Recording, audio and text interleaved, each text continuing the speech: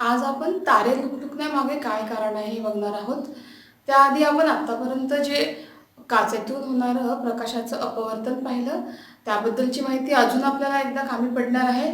जसं आतापर्यंत तुम्हाला एक गोष्ट समजली असेल की दोन माध्यमातून जेव्हा प्रकाश किरण प्रवेश करतो, एका घन माध्यमातून विरल माध्यमात आणि विरल माध्यमातून घन माध्यमात प्रकाश किरण जेव्हा जातो तेव्हा त्याच्या मार्गात काय बदल होतो हे आपण मागच्या क्लासमध्ये शिकलो आहे. तर बघा, हवा हे विरळ माध्यम, त्याचबरोबर काच हे घन माध्यम आहे. तर बघा, हाच मुद्दा आपल्याला तारे लुकलुकण्यामागे कामी येणार आहे. तर बघा, इथे काय होतं, जेव्हा आपण या बाजूवर किंवा काचेच्या चिपेच्या एका बाजूवर जो आपाती किरण दाखवलेला होता तो काचेतून अपवर्तित होताना कसा झुकतो, तो स्तंभिकेच्या बाजूने झुकतो. अशा रीतीने स्तंभिकेच्या बाजूने झुकतो आणि परत या घन माध्यमातून विरल माध्यमात येताना तो काय करतो, स्तंभिकेपासून दूर जातो. या दोन गोष्टी तुम्हाला कळाल्या असेल. तर हीच गोष्ट आपल्याला तारे का लुकलुकतात हे समजण्यामागे कामी पडणार आहे. तर बघा, एक लक्षात ठेवायचं, विरळ माध्यमातून घन माध्यमात जेव्हा प्रकाश किरण प्रवेश करतो तेव्हा तो स्तंभिकेकडे झुकतो आणि मग घन माध्यमातून विरळ माध्यमात जेव्हा तो प्रवेश करतो किंवा अपवर्तित होतो, इथे दोनदा अपवर्तन आहे प्रकाश किरणाचं, तेव्हा तो स्तंभिकेपासून दूर जातो.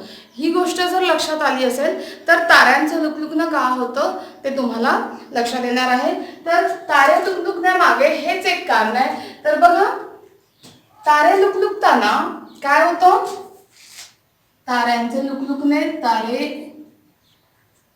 लुकलुकणे,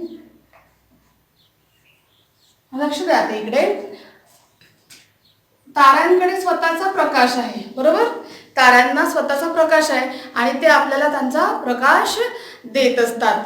तर जिथे तारा आहे, जमिनीपासून जर आपण जमिनीवर उभा आहोत आणि जमिनीपासून ताऱ्याचं जे अंतर आहे, समजा तुम्ही इथे उभे आहात, तर जमिनीजवळची हवा कशी असते, काहीशी घन आहे. कोणाच्या तुलनेमध्ये, या वरच्या पट्ट्यातल्या हवेच्या तुलनेमध्ये ही हवा घन आहे, त्या मानाने ही हवा विरळ आहे. तर लक्षात ठेवायचं, वरचं माध्यम थोडं विरळ आहे, त्या तुलनेने जमिनीपासची हवा थोडी घन आहे कंपॅरेटिव्हली जर तुलना केली तर मग अशा वेळी काय होतं, आत्ताचाच हाच मुद्दा लक्षात घ्यायचा, जेव्हा विरळ माध्यमातून प्रकाश किरण जो या ताऱ्यापासून आपल्यापर्यंत पोहोचणार आहे तो काय करणार आहे, स्तंभिकेकडे झुकणार आहे, स्तंभिकेकडे झुकणार, बरोबर की नाही. तर हेच लक्षात ठेवायचं, जेव्हा प्रकाश किरण विरळ माध्यमातून काहीशा तुलनेने घन माध्यमात प्रवेश करतो तेव्हा तो काय करतो, असा जमिनीपर्यंत येताना तो झुकलेला दाखवायचा, अशा रीतीने. ठीक आहे. तर अशा रीतीने त्याचा प्रवास होताना त्याचं मार्गक्रमण असं झुकलेल्या अवस्थेत दाखवायचं, स्तंभिकेकडे झुकतो. आता यालाच आपण सरळ,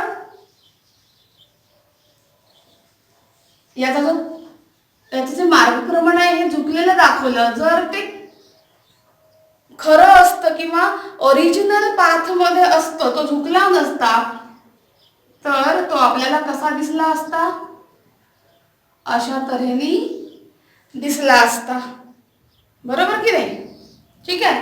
तर अशामुळे काय होतं, जेव्हा ही ताऱ्याची वास्तव स्थिती आहे, वास्तव म्हणजे खरी स्थिती, तारा इथे आहे पण तो आपल्याला काहीसा वर असल्यासारखा भासतो. तर या वरच्या त्याच्या स्थितीला आभासी त्याची स्थिती किंवा आभासी अवस्था म्हणायचं.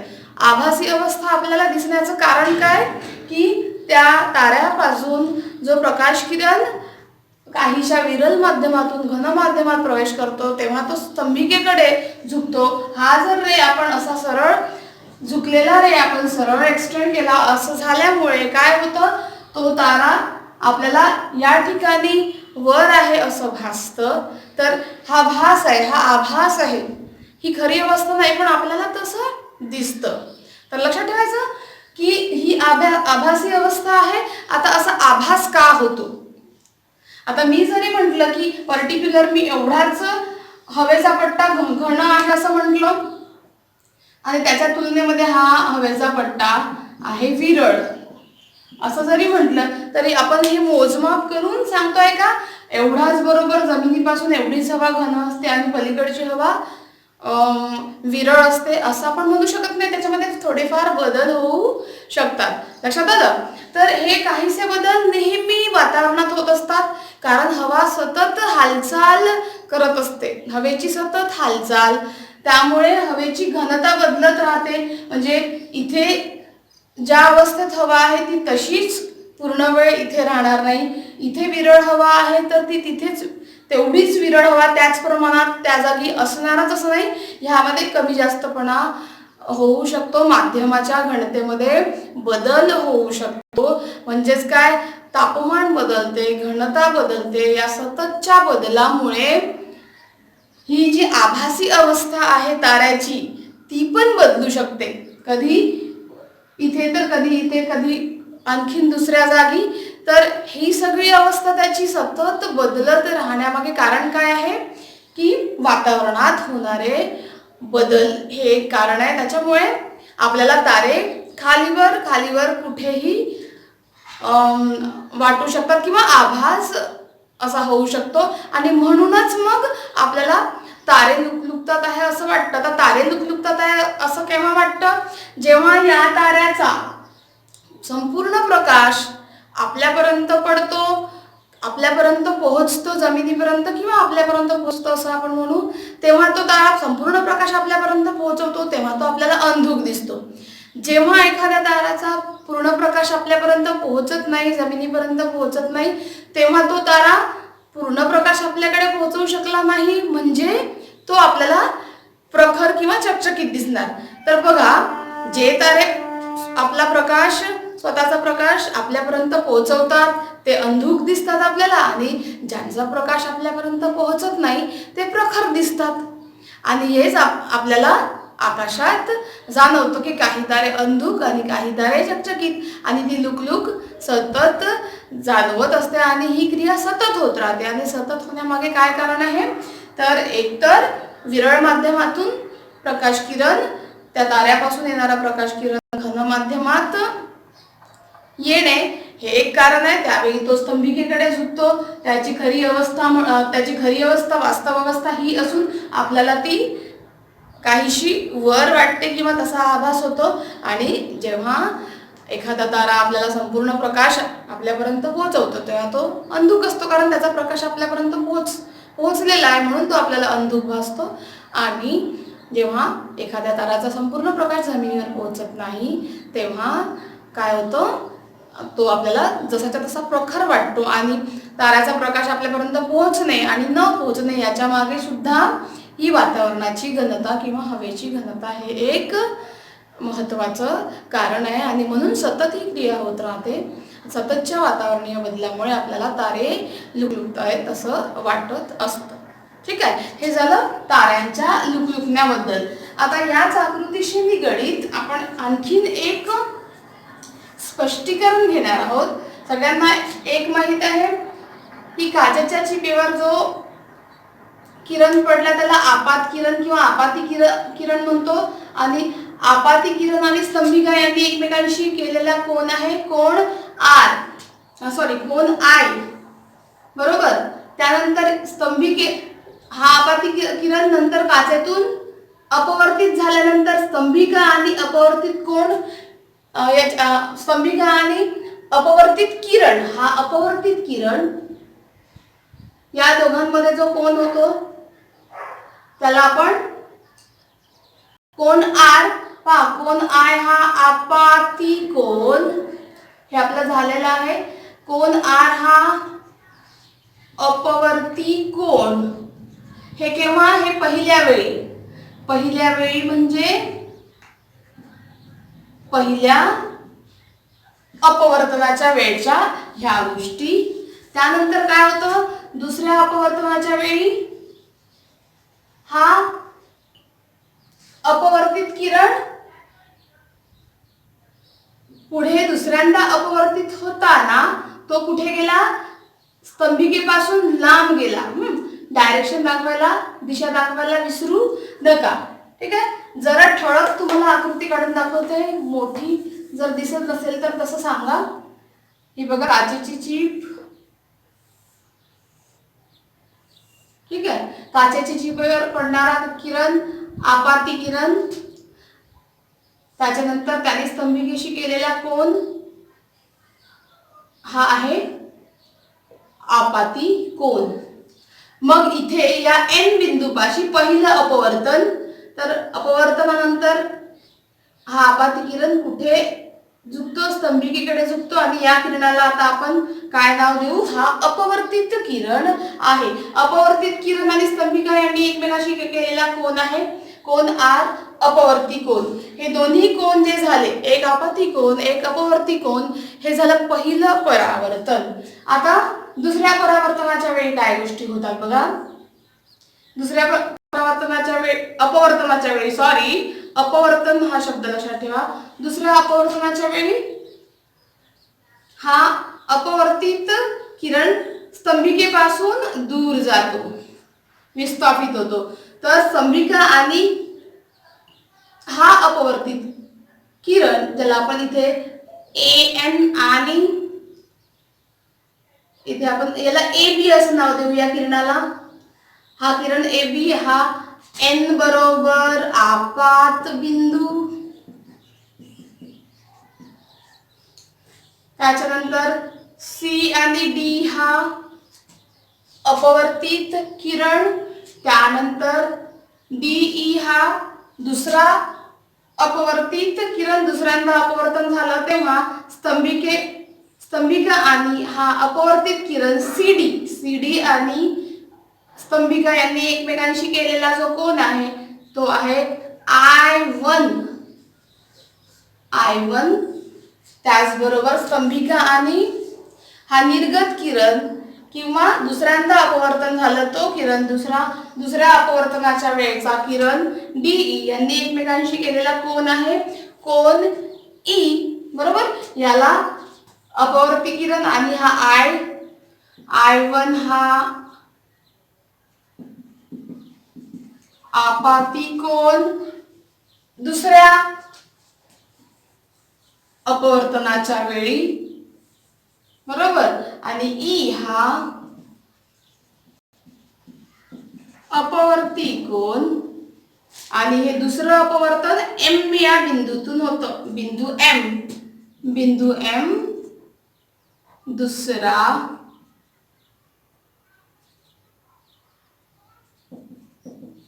आपात किंवा अपवर्तित बिंदू म्हणू आपण.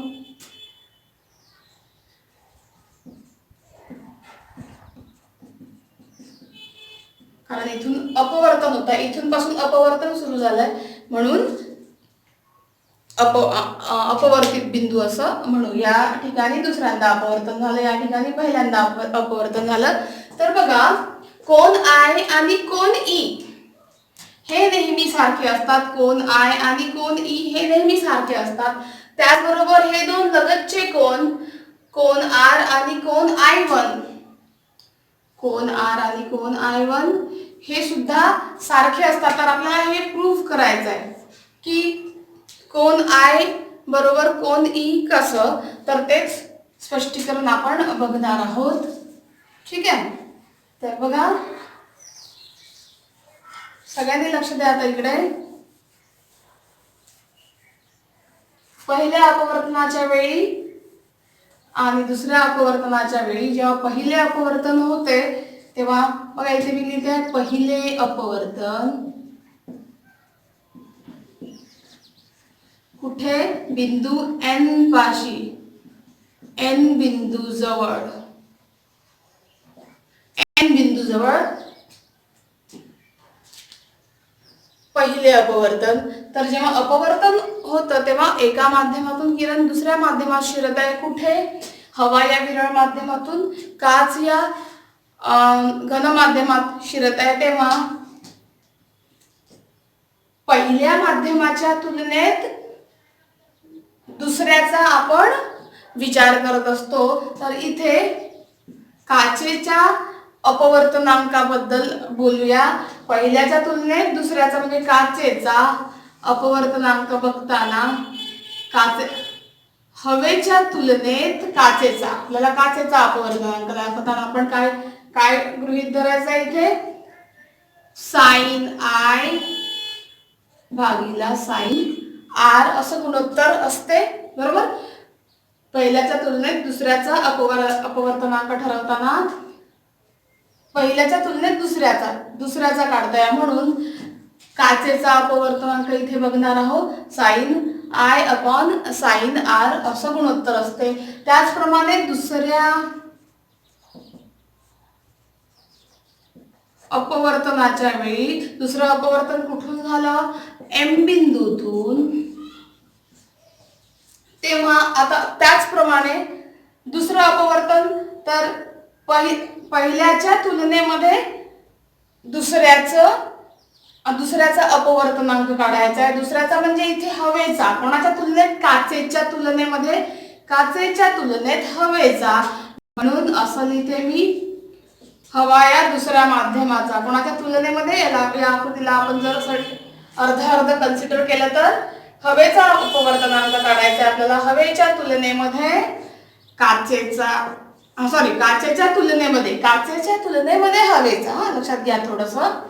ज्या वस्तूचा किंवा ज्या पदार्थाचा अपवर्तनांक ठरवणे आहे ती दुसऱ्या क्रमावर घ्यायची. दुसऱ्याचा कोणाच्या संदर्भात पहिल्याच्या म्हणजे काचेचा अपवर्तनांक काढतोय तेव्हा sine i upon sine i भागीला साइन आर.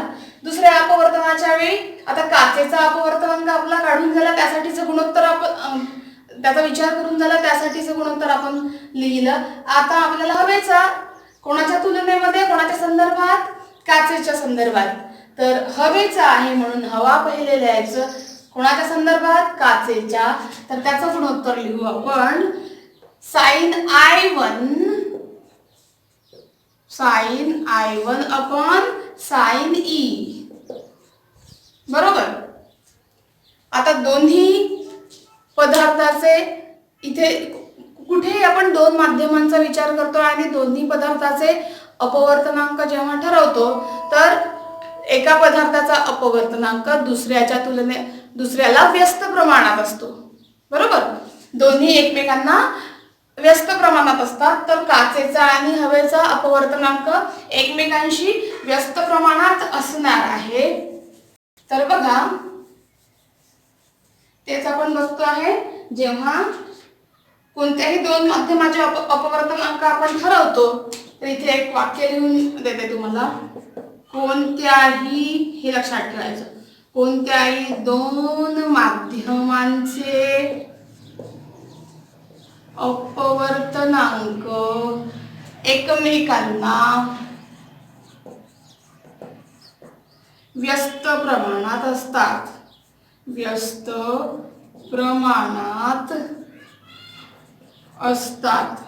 ठीक आहे. तर बघ हा याला व्यस्त प्रमाणात तर तेच आपण लिहूया. तर बघा पहिले हा घेऊया काच आणि नंतर हा ठरवूया म्हणून sine i upon sine r बरोबर 1/1 भागीला sign I1 upon sine E. काय म्हटलं आपण हे दोन अपवर्तनांक एकमेकांना व्यस्त प्रमाणात, एकाचा दुसऱ्याला व्यस्त प्रमाणात, तेच लिहितोय आपण 1 भागिले दुसऱ्याचा अपवर्तनांक. आता या स्टेपला आपण सोडवूया. आपण याला सोडवून झाल्यावर हा अंशातला जो साइन ई आहे तो छेदातला साइन ई आहे तो अंशात जाईल, म्हणून sine i upon sine r बरोबर, याला जर सोडवाल तर काय कराल तुम्ही, असं कराल ना, 1 गुणिला याला उलट कराल, अशा तऱ्हेने sine e upon sine r sine I1 असं सोडवाल की नाही, हे तुम्ही असं करणार आहे. तर तेच मी डिरेक्ट लिहित आहे. तर 1 गुणिला साइन ई बरोबर साइन ई, बरोबर की नाही. याला कसं सोडवणार, अशा तऱ्हेने सोडवणार. साइन ई भागिला साइन I1, ठीक आहे. ही सोडवायची स्टेप. त्यानंतर आताच आपण म्हटलं, इथे आपण बघितलं होतं की कोन I बरोबर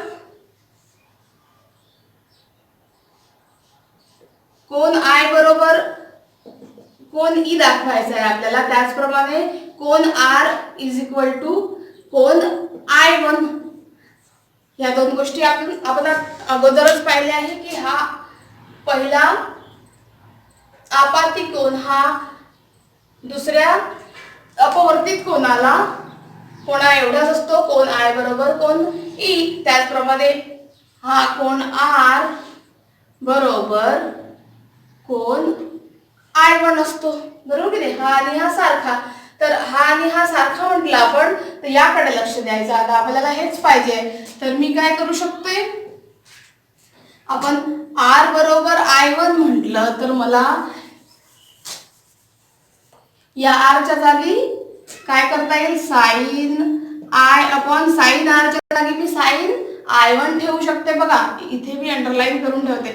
साइन R म्हणजेच साइन I1, बाकी दुसरी बाजू जशीच्या तशी, ठीक आहे. साइन I आपण कट करून टाकू. उरलं काय, साइन I बरोबर साइन ई अँड हेन्स, आणि म्हणून I is equal to e. जसं आपण म्हणतोय हे अशा तऱ्हेने हे स्पष्टीकरण आहे. कसं साइन I कसा कोन I बरोबर कोन ई असतो, हे याचं स्पष्टीकरण आहे. तर लक्षात घ्यायचं. त्यासाठी ही एक गोष्ट महत्त्वाची आहे. दोघांचे अपवर्तनांक लिहिताना काय गोष्टी लिहायच्या, एकाच्या तुलनेत किंवा एकाच्या संदर्भात दुसऱ्याचा लिहिताना काय गोष्टींची काळजी घ्यायची. मग दोन्ही अपवर्तनांक एकमेकांशी व्यस्त प्रमाणात असतात, म्हणून त्या प्रकारे त्याला व्यस्त प्रमाणात लिहायचं, मग सोडवायचं. त्यानंतर आपल्याला ह्या दोन गोष्टी नेहमीसाठी लक्षात ठेवायच्या आहे. R बरोबर I1, म्हणूनच इथे R च्या जागी आपण काय लिहिलं आहे, ॲज R बरोबर I1 आहे, म्हणून आपण या R च्या जागी I1 ठेवलेला आहे. आणि त्यामुळे sine I is equal to sine e, आणि म्हणूनच कोन I हा कोन ई एवढा असतो. हे याचं स्पष्टीकरण आहे.